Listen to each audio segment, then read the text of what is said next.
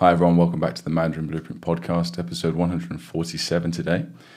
So before I jump into the emails, of which we have several really good long emails for you this week, just want to say thanks to a couple of people for the GoFundMe that we're doing currently for the advanced course.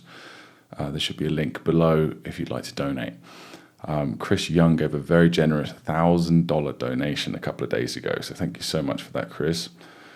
And Cindy Menches has decided to give us a monthly donation of, well, this month is $100, so thank you very much for that as well. So the first email we had this week is from Gavia Arctica on the community, and she says, "This is long. I'm just thinking out loud here, trying to make a bit of a study schedule for myself. I have no reason or goal for learning Chinese other than having fun with it. Sometimes it means that I am not very methodical in what I'm doing to learn. It's okay to have fun, but having a clear study program and sticking to it would make learning more efficient. Since I found Mandarin Blueprint about a year ago, I now finally have a clear path to follow. Thank you for that. MB is definitely my Chinese learning home." That's nice. "But I also venture out every now and then to practice writing, speaking, listening outside the course. Not having a timeline or a goal keeps things relaxed, but sometimes it also means that I'm always a bit frustrated wanting to do more and more, but don't have the time for it, and then spend a whole weekend studying and get far too tired. That's such a common problem, getting burnt out and then quitting for a while, taking maybe too long off, and then, oh no, my Chinese is getting worse, and then jumping back into it and really hitting it hard, not having a stable rhythm, which a study schedule, of course, helps massively with." So yeah, this is a great point. "Sometimes I also get too excited about some particular thing, like watching some TV series way over my comprehension level, listening to music, practicing speaking or writing above my level, and may take too long breaks from advancing with the course. So I'm looking for some sort of balance here, a minimum to do every day, but also a maximum to control my tendency to overdo things and burn myself out. I don't want that to happen with Chinese." And that's a really good idea. Have a 0-day level. So describe, what is your minimum, 0 day. There's no 0 days, remember. What's your worst study day? What's your minimal effort study day? And always do that as your minimum every day. I definitely have that. Me and Phil discussed this on the Language Mastery podcast with John Fotheringham. So check them out. You can Google that. We talk about our study schedules there. So this is my plan for a study schedule for the next, let's say, 3 months to begin with. Weekdays, I will not pick up the phone for my flashcards as soon as I wake up. I will start with some physical exercise and start studying only when I have plenty of fresh oxygen in my brain. Great idea. Exercise is so useful for that, keeping you active and energetic. And yes, you spend time exercising, but you gain that time back in terms of the quality and quantity of study time that you can put up with due to the energy that you have. So use 10 to 30 minutes after morning exercise to a 100% concentrated review, for example, the newest characters and sentences, learning new stuff, reviewing newer stuff, shadowing sentences, which means reading out loud and listening at the same time, phone call with a HelloTalk friend, writing a bit on HelloTalk, or reviewing my previous HelloTalk conversations. No more HelloTalk on weekdays besides this morning moment. Listen to MB sentences or stories while making breakfast and getting ready for work. Review Anki and Skritter for my pre-MB characters, preferably during the morning or early afternoon, and in any little breaks I have during the day. That's very key. Finding the gaps during the day. There's so much time spaced out that we usually spend scrolling on a phone or staring into space or just having idle conversation and idle chit-chat. And those could be filled with 5, 10, 20 minutes of study. Learn 3 new characters with their words and sentences at night or at my lunch break if there's time. Write by hand the characters and words to be reviewed from previous levels. I know, not absolutely necessary, but just seems to be a calming thing to do in the evening. I have moved the older reviews into separate decks for this moment. Every now and then, write by hand some complete sentences from earlier levels where I know all the characters in the sentences already. When life happens, it's okay to skip the new characters 1 or 2 days a week, but preferably do at least one per day. Yeah, it's nice to, of course, finish your reviews. That's like a minimum, right? Finish your reviews. But it's nice to also make a little bit of progress, new progress every day. Weekends, I'm allowed to spend more time on HelloTalk. It's a great source of motivation since it is the only place for me to have contact with real Chinese people. I'm in a totally non-Chinese environment here. All the weekday stuff still needs to get done on the weekends as well. No more Mondays where pending flashcard reviews have piled up for 2 days. Yes, that's a very good idea. If I have time, I'm allowed to do 6 new characters per day on the weekend, no more. If there is time, generally there isn't, because the rest of my life needs some attention as well. Read an easy reader, I guess that means like graded reader. Watch something in Chinese, movies, TV series. It doesn't necessarily have to be studying, quote unquote. Okay to do it just for entertainment, getting used to hearing the language. Absolutely true. You've got to enjoy yourself. Not that learning and reviewing isn't enjoyable, but you've got to have some downtime, so relaxed study as well. Passive listening, that sort of thing. Habits and breaks is the final section here. Work on correcting my pre-MB bad habits on how I review. I need to get used to doing my best to really recall and visualize my movies, especially right at the point when I'm first learning the character. This is vital. I think due to the kind of addictive nature of our course, people just, and it's huge as well, and people want to just keep making progress. Like, okay, that character made a scene, okay, cool, done. Next character, they want to keep progressing, right? And this is a really common thing where people will not realize it. It's kind of like, it reminds me of like doing a workout with a weight at the gym. You want to keep increasing your weight. So you've got, like, say you're doing like, I don't know, a squat or something like that. And this happened to me. I was like, yeah, my weight's increasing like so quickly. It's amazing. And I want to keep increasing my weight. Of course, the reason why my weight's increasing so quickly is because my technique's getting worse and worse and worse. No, it's deadlift. And then, of course, after a few months, my back. My back is messed up. So it's kind of the same thing with study. Get the technique, do it properly. Otherwise, it's not real progress, right? So make sure that when you do a new character with our method, you make sure that you can, when you review it, especially like Gavia says, the first, second, third review, those new reviews of that new character, make sure you can recall every aspect of the scene, every aspect of the character, the reading, the writing, the pronunciation. Whatever you don't recall, focus on it, correct it, go back into your scene in your imagination, redo it, tweak it, and then see what happens in the next review, and make sure you do that. The later reviews, as long as you do that properly, the later reviews get easier and easier. So that's a great point. I need to pause and think a bit before saying, oh, I can't remember this. Now that I have movies for my characters, I may still sometimes feel that, but if I just try to go to the place where the movie was filmed, it all does come back. Doing that is so much more effective than just hitting enter to see this forgotten character once again. Yes. Like I said, going back into your imagination, tweaking the scene, visiting every aspect of it. Often people get in touch and say, oh, I can't remember every time I recall the character, I'm forgetting one part of it. I'm forgetting the prop, or usually it's actually the set. I'm forgetting which set I'm in or the room within the set.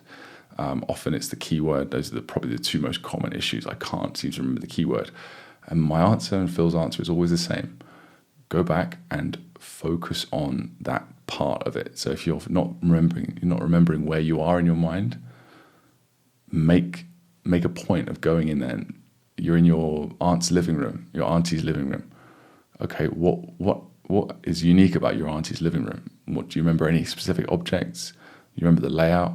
Have your character interact with something in the room, and you'll be fine. Work for one whole level like this, and then take a 3 to 5 day break in order to Reduce the daily review load that tends to build up and may take too much time to keep this doable in the long term. Take some extra time for listening practice, mostly the 加油女儿 series, but really concentrating on listening, repeating the same episode to understand what's going on, not just watching it for entertainment. Again, it's that focusing, not just sort of being passive. The more active you are in not just your listening, but your every aspect, listening, reading, writing, speaking, the more active you are, the more focused, and the more energy you spend, of course, but the more you get out of your time with that activity.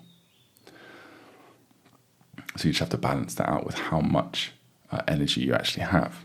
And other things that Gavia does here is read an easy reader, speak a bit more, or not. It's okay to do reviews only.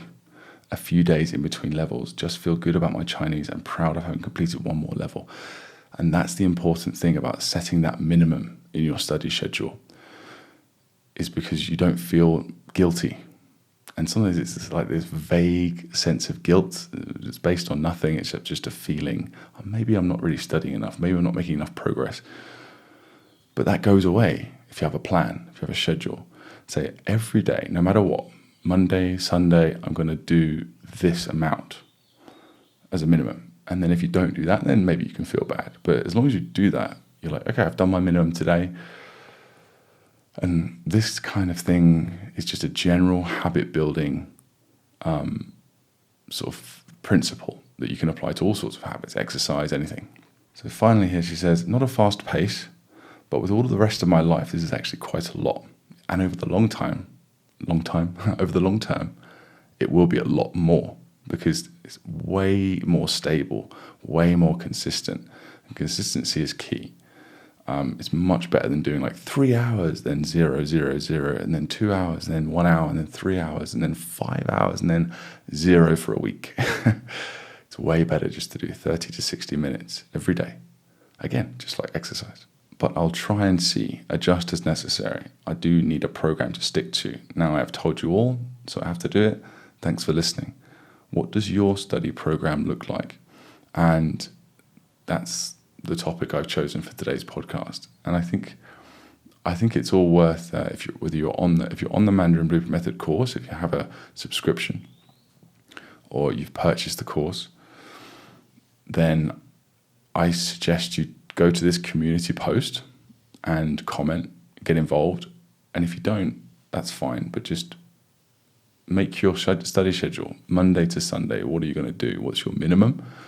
And try and follow Gavia's example here, because I personally can't think of any way that she could improve on this. It seems a lot more organized than me when I was studying, like full time. So I'd say this is worth emulating, and figure it out based on, of course, your own schedule. What have you got? Have you got 60 minutes a day, 30 minutes? Push the limits a little bit if you can find those gaps during the day, etc. And make your study schedule and share it with us. Email it to us or share it with the comment below. So yeah, before I move on to the next email, I actually just realized, we've added a subscription. So we took that away about, it was well over 6 months ago now, almost a year ago. We took away the monthly and annual subscriptions. And we decided to just sell the course in chunks, or as a bundle, and just do it that way. But we've brought back the monthly subscription just to make the course a bit more accessible. And so that is something that we're doing now. And we don't have like 4 different installment plans. We only have 12 monthly installments, or the full price of the course, or a monthly subscription that's just recurring until you decide to stop. So that's what we're doing there. Keith Travis on what's new in phase 5. So Keith is making his way really well through the course, and he decided to give a bit more detailed feedback on his progress and some sort of certain breakthroughs and successes that he's having, which we really appreciate. Please do that if you're on the course. It really helps us out. So he says, a few very exciting realizations happened to this point.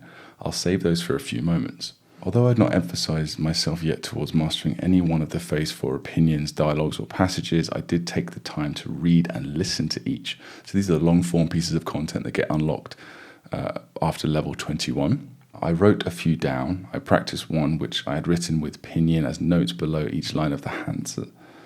It began to turn out well after a few tries, yet after having noticed some comments to the effect of perhaps giving them in the area of 20 to 50 practices before committing to the send-off, I decided to pursue Phase 5 vocab. It's nice to get the flashcard deck started. I like that each phase's vocab and sentences can be pursued in chunks independently from each other. I made it through all of the Phase 4 sentences at least once each, yet subsequent reinforcement is...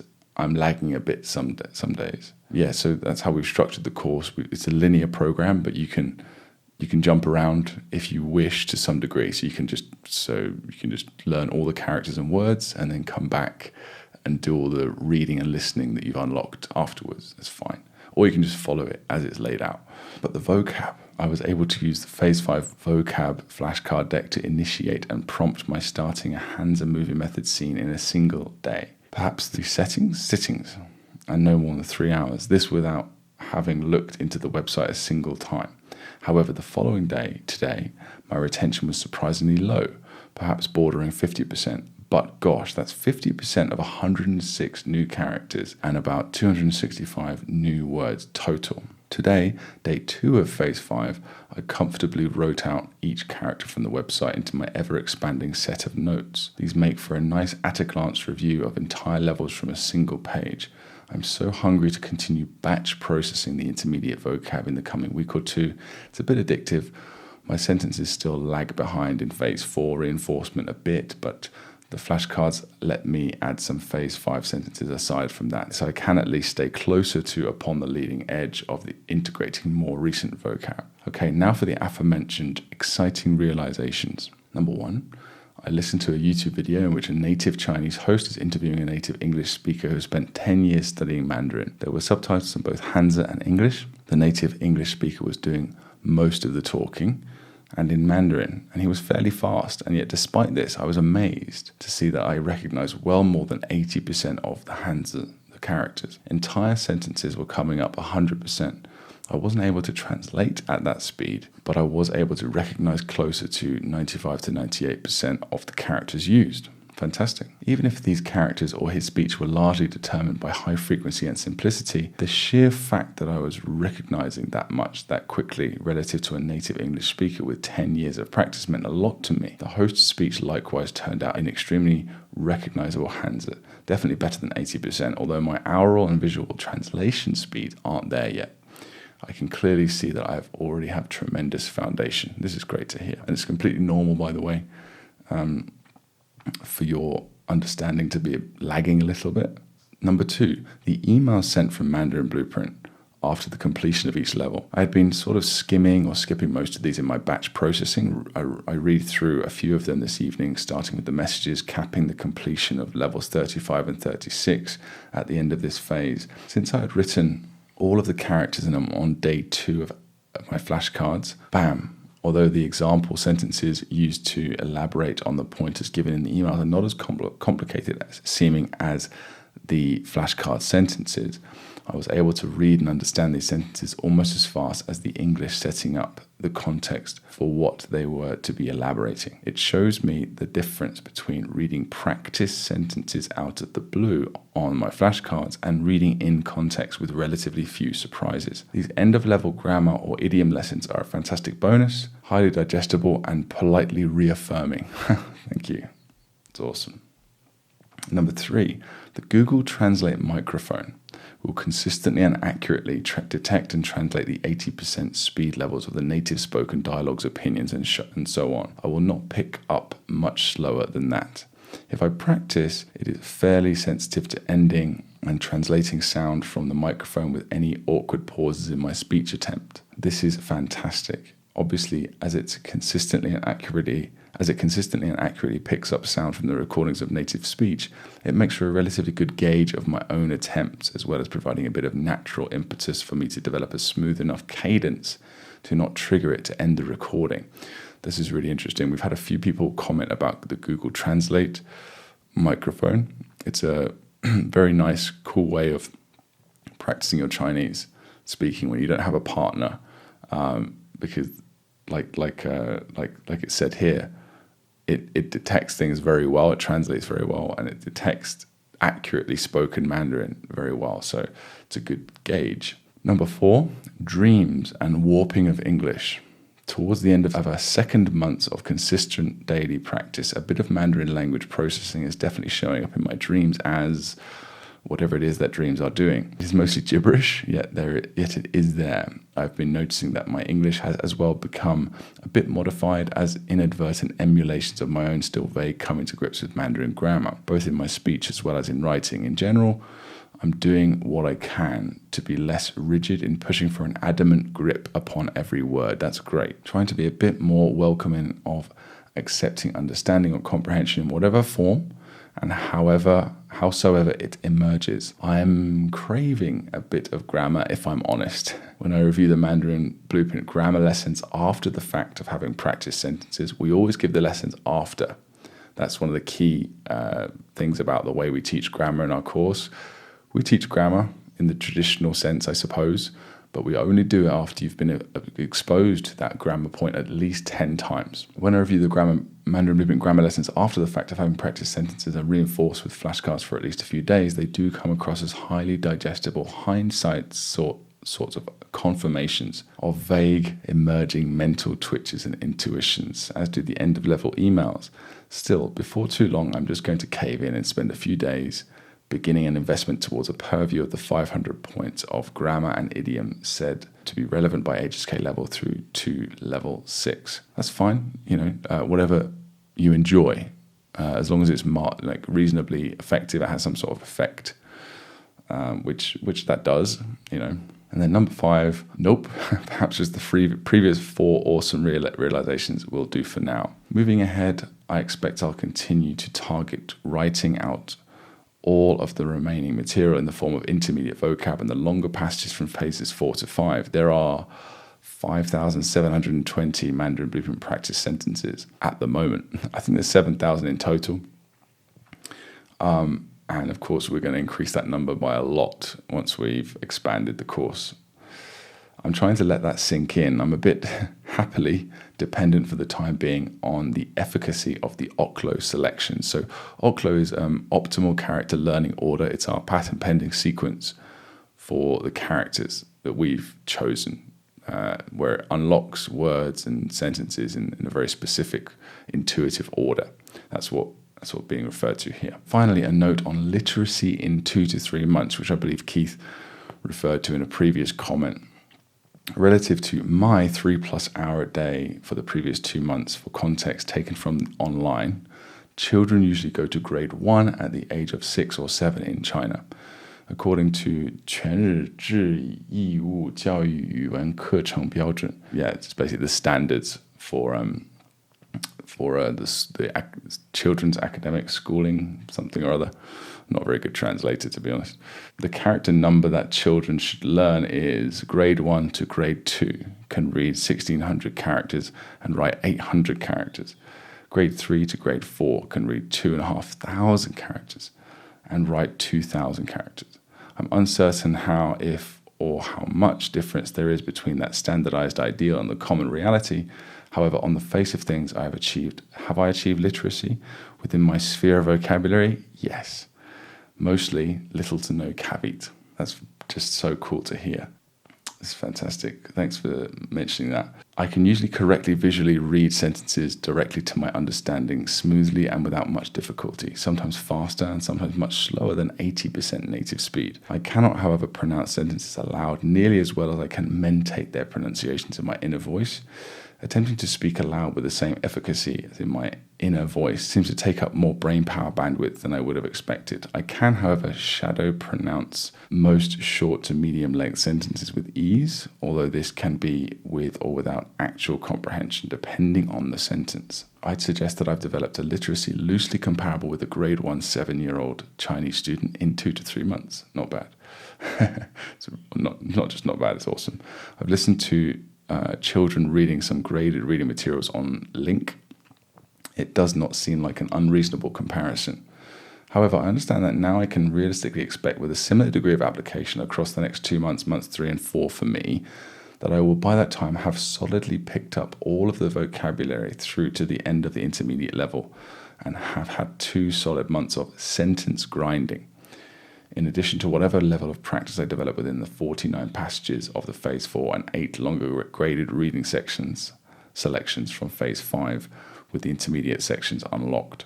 My real hope is that in that time frame is simply to begin perceiving some substantial transitions from literacy to fluency. I should expect greater degrees of spontaneous speech habit emerge. This is such a amazing, detailed response, and it's like I said last time. I believe that I read out another comment from Keith in the last podcast I did. It's just so darn helpful to us to see this, because we base our things based on our own experiences, but also based on mainly on the feedback from our members, how fast they make it through. So all the claims we make is based on our members, but these sorts of things allow us to rejigger those claims and make them more accurate, decrease them, increase them in terms of the time, whatever it is. And it looks like Keith here is going to be incredibly helpful to us and further understanding the effects of the course. So that's one thing. Another thing I want to mention is, Keith, you will definitely get just general spontaneous fluency. You will be able to just produce things. That's how it works. But you also do need speaking practice on its own. You need just, that's something that you need to do. Like Gavia, we mentioned earlier, she's got several times a week she's on Hello Talk, practicing with Chinese people, whether that's just texting. But if you want to actually get better at speaking, you need speaking practice as well. So that's something you should definitely. The reason why I mention that is I don't want you to get disappointed in another 2 months. You're like, I've smashed my way through the intermediate course, but I don't feel like I'm fluent yet. It's like, well, that's a separate part of the brain, and of course you can't unlock that part without the input that you're getting from the course. It doesn't work without that. But at the same time, you can't just have the input. You also need to practice output to get better at output. Does that make sense? So you will definitely notice much better output, but for real stark breakthroughs in that area, I want you to start spending 45 minutes a week at least practicing with a native tutor, preferably a paid tutor, just because it's just easier. But if you're like Gavia, you're really a go-getter, and you like to, then you'll be fine with a language exchange partner. But this is fantastic progress. Reading from 0 in 2 months, another 2 months smashing your way through the intermediate course, absolutely possible. Please keep us updated, and I'll be happily read your updates out every week, every 2 weeks. So awesome. And I wanted to mention as well, I did make a comment halfway through where I very lazily looked at that Chinese sentence, and it was okay, I'm a bad translator, and moved on. It reminds me of an interview I saw with Dashan. Dashan is like one of the most famous foreigners who speak Chinese. His Chinese is just ridiculously good. He does stand-up comedy in Chinese, right? He's been famous for probably 25 years in China. And one of the interviews I saw, I'm a big fan of this guy. I think I'm big respect for this guy. It's pretty much flawless Chinese. Like, you just listen to it, it sounds like a native, pretty much. And in this interview, he's like, this guy was asking him, so do you meet people that have Chinese better than you? And he's like, yes. And I mentioned this on a previous podcast. He's like, what kind of people are better than you at Chinese? You've been doing this for 20 years. He's like, translators. It's like, especially those, I can't remember what they're called, but the people that translate like real time. So they have like Chinese in their ear and they translate into their native foreign language, whatever it is. It's not done the other way. Only Chinese people do it the other way. But still, to be able to just look at Chinese and then instantly say the English is a skill that takes extra. It's just a different, again, just like I said with Keith, like speaking and reading is a different part of the brain. Translating is also kind of a different part of the brain. especially with the more formal, complex, sort of academic nomenclature, that sort of stuff. It's just not something that you can just do instantly. So you can definitely be, if you get to a good level of speaking, you can definitely do basic translation. That's not a big problem. But when it comes to you just don't know the words. I remember I was, often I forget how bad my English vocabulary is as well. That's another thing. I was at an event and I had a Chinese translator. He's one of those real-time translators, but he's a Chinese guy, so he does English to Chinese.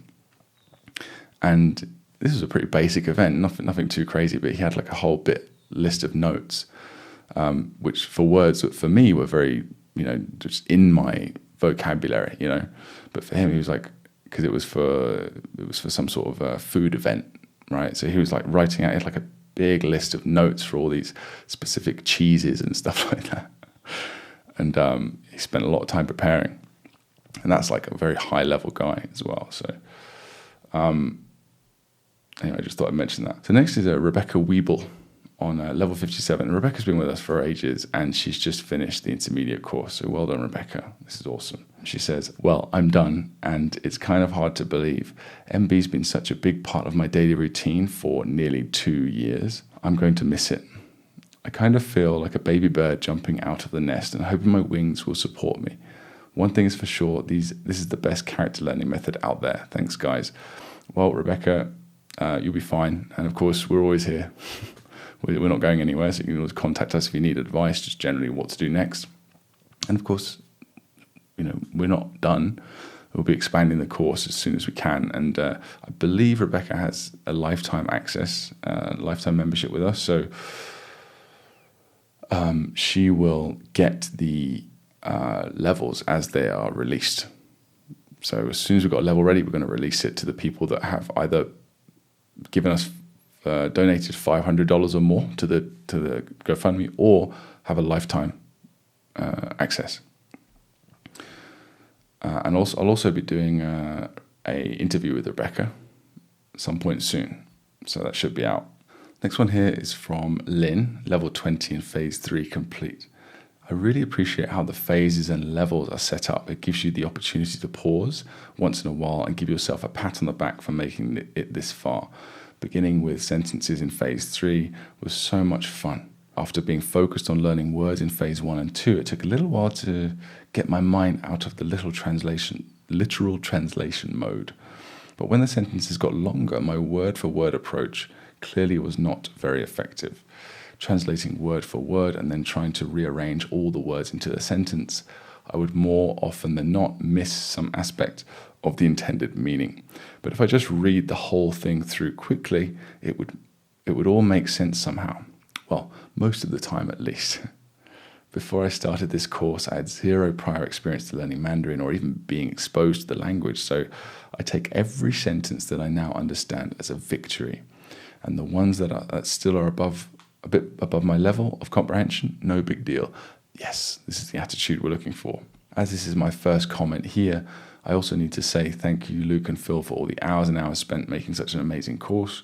I would be quite embarrassed to have to admit how many languages I've started to learn, only to give up on after a few weeks or months.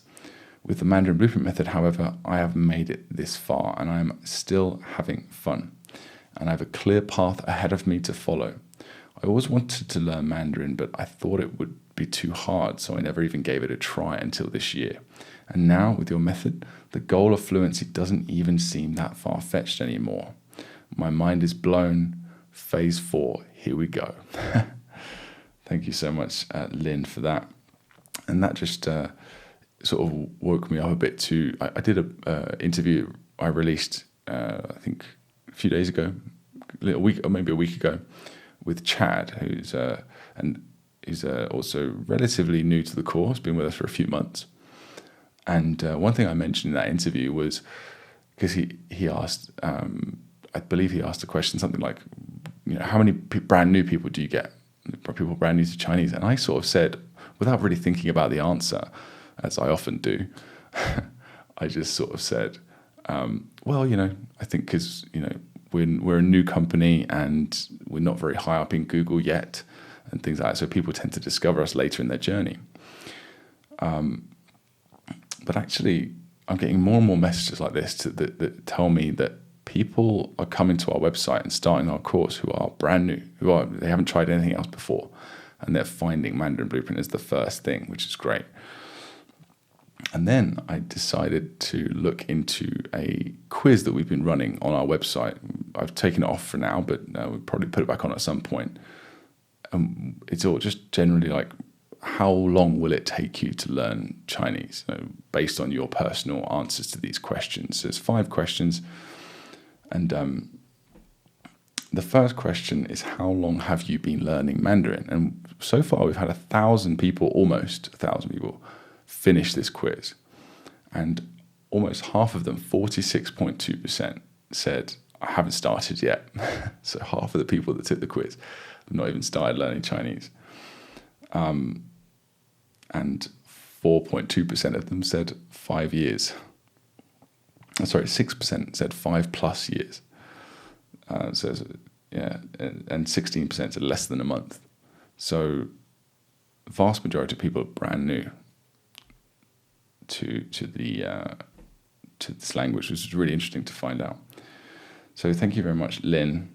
And please, like Keith, like Gavia, keep us updated, stay active. We need your responses and your feedback on your learning experience. It's so useful to us and to, I'm sure, the people listening to this podcast as well. So yeah, this is a very common story of yours as well. This is very common. Chinese seems too hard. Oh, it's not actually that hard. It's just you need a system in place. You need a guided path for the most part. And it's not that tough. In fact, it's a lot easier than other languages in many ways. Next is Melanie on Casting Call, which is where we pick an actor. She says, wow, thank you for this fast, personal and thorough reply. So this is usually Phil. I sometimes do this, but Phil is usually the one that does like a video response to the comments, like with a screen share. And he sent a video when she was struggling with how to choose her scenes. The videos I referred to are in the How to Choose Scenes link under the lesson about Final AN, and that links to how to choose actors and on and on. Many videos and explanations. I will trust you and keep going. I really appreciate your answer. Great customer service. Yes, we pride ourselves on that. And we now, because of all these responses that we've been doing, these video responses, we've now built up a really nice video FAQ. If you go to our main website, mandarinblueprint.com, you'll see like a little chat bot there. Click on that, you can access the articles, the help center from there. Next is Anne Giles on New Vocabulary Unlocked for Mingbai, Shuoming, and Mingnian. She says, I'm pausing to marvel at the care, thought, and expertise that must have gone into deciding to teach us these characters in this order. Yue, Yong, Peng, Peng, Ming. They all share similar components that build upon each other, which is, again, that's OCLO, that's our optimal character learning order. And now we get these words to understand, to explain, and next year. Mingbai, Shuoming, and Mingnian. Beautiful, extraordinary, thank you. Well, care, thought, expertise. I really appreciate that. And I like to just call it being super nerdy and like overly perfectionist to the point of infuriating Phil. But we both spend a lot of time. We're both just crazy nerdy about this language, and we'll sit there like we'll both happily discuss like where to put a character for like 10 minutes, 15 minutes. Like, where should we put this new character? You know, and we'll have like debates about it and stuff like that. So yeah, but thank you very much. I really appreciate it. Dunya Elegoda on Pick a Prop for Gandalf's staff. Using props is fun. I feel like Chinese is fun. Thank you for that. It's a nice, simple comment, and I really appreciate it, of course. Dunya is just getting into the very beginning of the phase 1. So it's kind of all exciting and new at that point, making visual mnemonics for the first time, I assume. So that's great. The next one is Rebecca Weeble on Yan, which means sort of a blazing of flames. Again, that's me with my probably terrible translation. That's what I'm feeling I get from looking at that character, but the keyword we chose is probably slightly different. So Rebecca pointed out a mistake that we made on the course, the spelling of the pinyin, but it's an interesting mistake because there's an excuse for it. So here's the mistake. The characters that you see here are actually Bing Qi Lin, right? Qi with a QI. And she says, isn't it Qi? Not Ji. We wrote in the pinyin, we wrote Bing Ji Lin. Isn't it Qi? And the answer is yes, we were wrong. And I obviously corrected that. But then I was like, why would we do that? Why would we put a Ji there? That doesn't even make any sense. Bing Ji Lin. Bing Ji Lin sounds right. I was saying it to myself, Bing Ji Lin with the Ji. That sounds right to me. And Bing Qi Lin also sounds right. So then I sort of looked into it, and there's two ways of saying ice cream. I didn't know this. And I've probably been saying both of them or a mixture between them all these years. So the first one is Bing Qi Lin. That's like the classic. Bing Qi Lin. Bing Qi Lin is the classic one with the QI, right? But there's also Bing Ji Ling. Bing Ji Ling with the Ling and a Ji. And a fifth tone Ji. Bing Ji Ling. Okay. I was like, that's why we said the J probably. And apparently this Bing Ji Ling is like it's taken from Zhejiang sort of accent in China. It's still Chinese. It's not standard Mandarin though, but it's like taken from that sort of Fengyan, that dialect. So anyway, sort of a little interesting tidbit for you and an excuse for us making a mistake at the same time. Next is Chris Lewis on 其他, which means other in context. So it just gives a couple of examples of cool mnemonics for learning words. So 食物 sounds like sure, woo me, and what better way to my heart than with a massive plate of chocolate food. Next is 口味, which means flavor or taste of food. And he says it sounds like go away. 口味, go away. I'm not interested in your disgusting tasting food. That works fine. So he likes to do it based on the sound. It's a very completely acceptable and very effective mnemonic choosing technique. See, vocabulary, terrible. I also resonate with what Chad says. Part of me, it's another comment on the lesson here. A part of me wants to complete the course too. However, I love getting distracted with learning new words like above that we haven't learned yet. It's top-down words. I'll deconstruct new characters, create objects, and then add them to my flashcards in a new category. When I first started learning Chinese, I thought I could be conversationally fluent in 2 years. I said a year when I first started. I reassessed that goal and made it 3 to 5 years. Then came across MB and the rest is history. I have my whole life to learn this language. I've developed patience. And now with school finished, I'm a teacher and locked down in Malaysia and nowhere to go. I'm going to play a bit of catch up while also being kind to myself. This is just great. You know, we make claims about how fast you can go with our method, and we stand by those claims. But that doesn't mean that it's a race. Doesn't mean that you have to be like, okay, I've got to be literate in 6 months. I've got to be fluent in 12 months from zero. That's possible, but it's like you don't need to. That involves like hours and hours every day of which, first of all, most people can't do. Like physically, they can't do that. It's just not practical. But secondly, it's like this is a skill that you're developing for life, and you'll get better at it all the time for life. Life is long, okay. So yeah, and that's why you enjoy the journey and just learn a new word here and there every day, like I do now. Just take it easy and enjoy the journey, because because there is no destination really, but even if you do get to a certain target or goal, you'll just end up seeing it as normal anyway, and then adding another goal on. So that goal will become not meaningless, but normality pretty quick. So if you don't enjoy the journey to that goal, then you never really enjoy yourself. So Chris has got the right attitude. Last comment of the week here is from Julie. It's a question actually, and Julie just says, is there a big difference between 觉得 and 认为 It seems like they're close synonyms, but could you say that 觉得 is more connected to a person's feelings and thoughts, or whereas 认为 is more formal in a way? Very close. I wouldn't say that 认为 is more formal, but it's definitely more, it's less emotion involved. It's just 我认为 I think that, right? Whereas 觉得 is more I feel that. And if you look at the characters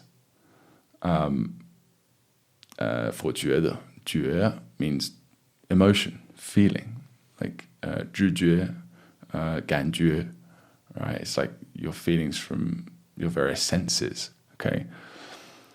And 感觉 can is to literally feel. So, and 得, obviously we don't pronounce it with a second tone here, but 得, I like to see it as 得 is to obtain, right?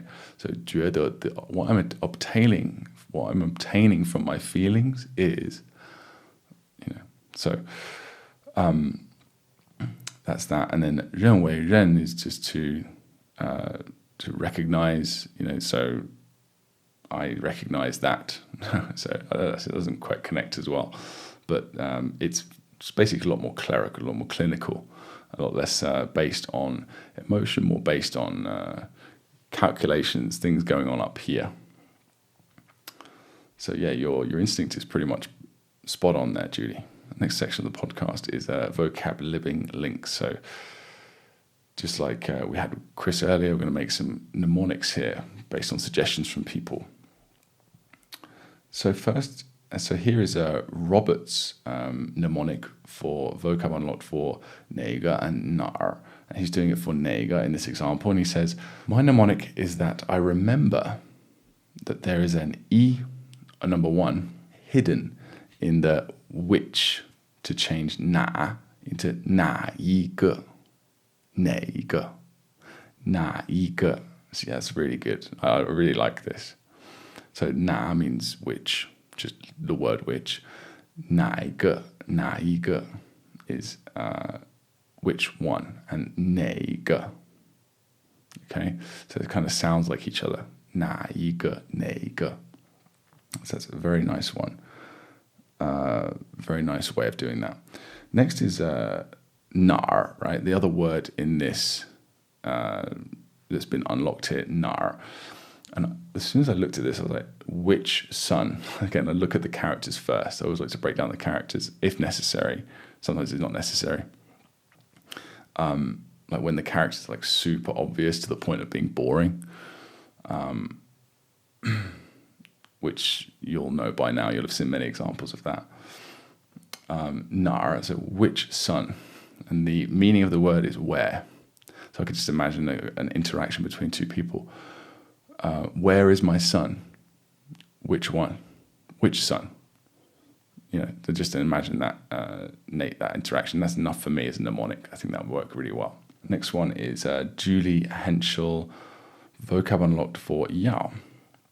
So she's chosen to base her suggestion on 想要, which means to desire, to want. And she says, living link for 想要, if you've watched the TV show Lucifer, he always asks, what do you desire the most? So that was Julie's suggestion for 想要. Let's look at some other ones here on this list. So we've got 快要, 主要, and 要是. So let's look at 快要 first. What does it mean? The true meaning of it is about to, very quickly about to. 快要起飞了, we're about to take off. Something's going to happen in the very near future. So I would just find an image that represents something or someone about to do something or something about to happen, like within the next few minutes, seconds. Okay, so I might find, I'm just sorry to use a bad example, like a not very pleasant example, but I'm imagining someone really needing the toilet, like just a picture of a guy like crossing his legs, or maybe feeling sick or something like that. And that's enough for me. That will just say it all, I think. But you can maybe choose something a little bit less gross and just a bit more pleasant. Maybe it's literally a plane, like running down a runway. It's just the nose has already left the floor, the ground, and the back wheels are about to leave the ground, just about to take off. Maybe you could do that. 主要is basically is used, very common, very useful word to mean mainly, or the main thing is. So let's look at the characters. 主要. So 主 means basically, there's one of the things that it does is it basically means the main thing of a thing. So it's used, if you see it in a bunch of compound words, look up 主 and in Pleco and go to the words section. Words beginning. Actually, you can divide it that way, and you'll see that it's used in a bunch of words in the same way to mean the main, and it describes the second character. It's the main thing of the second character. 主 also means like lord, boss, master. So you could say 主要, the master wants. You can make a mnemonic that way. What does the master want? Well, the main thing the master wants is more power. That sort of just came to my mind there. So people that are very powerful, high up, they tend to just want more and more and more, right? So I might get an image of something like that. Maybe you could get a huge capitalist like Bill Gates or something like that. Hundreds of, tens of billions of dollars, but still wants more billions, So that's one thing you could do there. 想要 we've done. 钥匙 I just immediately think, because this is something that I often do. When I type 钥匙, it often accidentally types the word key. 钥匙. So I would maybe make a connection with key, just because it sounds it's exactly the same pronunciation. So 钥匙 means if, right? 如果 basically. So I could say, if you don't have a key, you can't get in. So I could find a picture of a 钥匙你没有钥匙，你就没法进去了. Right? So you've got a guy trying to like bang his way through a door, or looking for a key or something like that. That's a good image to have for that one. So yeah, I hope those were helpful. Cornel Snowert on Vocab Unlocked for 书, 看书 and 书包. So 看书, Cornel has gone with the reference to the sound on this one. 看书, can't you read? Can't you read? That's such a common sort of very rude thing that people, that I've heard many times. Can't you read? And that's great. And then of course you can just have, a picture of someone holding a book that's upside down, like pretending to read and stuff like that. And we've got 书包 is the next one here. That's really quite straightforward because the characters are obvious. Book bag, and that's what the meaning is essentially. So it's just a picture of a book bag will be fine. Like there's not really much else you need to do with that one. Judy Henshaw on 没什么没关系从来没. So for 从来没, the never have I ever game, which many of us from the West might have memories of, right? Playing that game. 从来没, or you can also just say, just find an image of something you've never done. So I've never done hang gliding, so I'll find a picture of a hang glider. Easy. 没什么, like there's nothing here. So I just immediately, I don't know, I didn't prepare, I never usually prepare for these, but I just immediately thought of the movie The Fifth Element, where the Gary Oldman's character, he goes through all this trouble to find this briefcase that's supposed to have the 4 stones, the 4 elements, and he opens it up, and it's just his delivery, because he's one of the best actors in the world, in my opinion, and his delivery was just like, it's empty. The way he said that and delivered that line, it's empty, and he's just terrified, and that was great. So I would just have that picture of him. I could definitely find that on Google, no problem. And 没关系, I mean, 没关系. You might want to refer to the characters. I guess it's not that clear, like, because 没关系 means no problem, but literally it means no relation. 没关系, no relation. Could we connect those two in some way? How could we connect there's no relationship, there's no relation between these two things, or 2 people, and no problem. Okay, this is really silly again, as many of mine are, but I am not related to any famous serial killer like John Wayne Gacy. 我和他没关系, right? 我没有关系. So that's 没关系. So there's no problem. That's good. That's really out there, isn't it? But you get the idea. There's no relationship, or you could, I don't know, you could even have something a bit more general, something to do with crime. When I think of that relation, I think of crime, like someone being accused of a crime, and actually they get off because there's no connection between these 2 people, the victim of the robbery and this person. Actually, they're not connected, so he's now free. That's 没关系.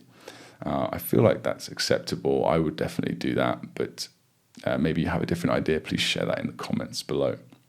So there are vocab connections for this week, and for the movies, we've just got a couple from Will Rayleigh. And his first, Will Rayleigh for 副, which means secondary. It's used very commonly in that context to mean secondary. So he says, Fry from Futurama in the Null Garden, 4th tone, right? The giant Ghostbusters Stay Puft Marshmallow Man, he's the left side component, comes to bully Fry into his secondary villain in crime, to be his accomplice. Fry gets his broadsword and tames the giant Ghostbusters Stay Puft Marshmallow Man. The Marshmallow Man is now Fry's secondary worker. Interesting. So there's not much detail there as to what the crime is going to be, but I'm sure we can make something up there, like visually. So maybe he's wherever you are, what's this in the garden? So maybe he's trying to break into the house. And those Stay Puft Marshmallows like saying, me and you, we're going to break into this house. And Fry just does something with the sword to tame him. And now the Marshmallow Man becomes hypnotized and kind of just starts working for Fry in some way.